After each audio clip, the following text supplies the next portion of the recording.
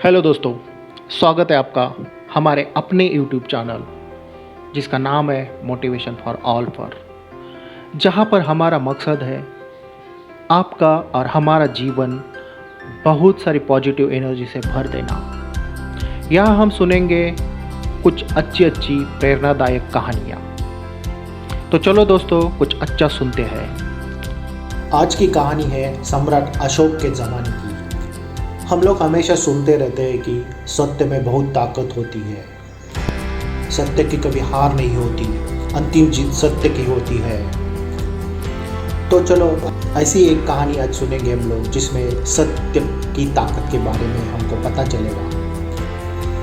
एक दिन पाटलिपुत्र नगर में सम्राट अशोक सुबह सुबह गंगा के किनारे टहल रहे थे।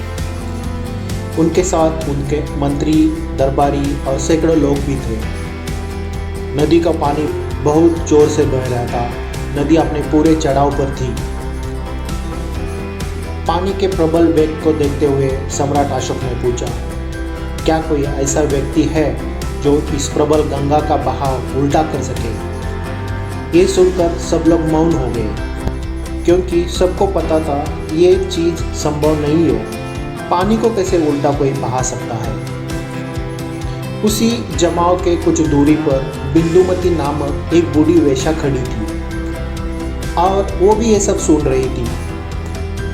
वो सम्राट अशोक के पास आकर बोली, महाराज, मैं आपके सत्य कर्म की गुहार लगाकर ये काम कर सकती हूँ। मैं नदी के प्रवाह को उल्टा बहा सकती हूँ।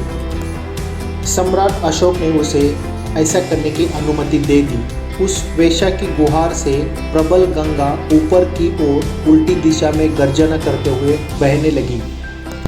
ये देखकर सम्राट अशोक भौंचक्के रह गए। उन्होंने वेश्या से पूछा कि उसने ये अद्भुत कार्य कैसे कर दिया। वेश्या बोली, महाराज, सच्चाई की शक्ति में इतनी ताकत है, उसी से मैंने गंगा को उल्टी की तरफ बहा दिया। इस पर महाराज को विश्वास नहीं हुआ। वो बोले, तुम तो एक वेश्या हो, स्वाभाविक है कि तुम पापी हो। ये सुनकर बिंदुमती बोल पड़ी, नहीं महाराज, दुराचारी चरित्रहीन स्त्री होकर भी मेरे पास सत्य कर्म की शक्ति है।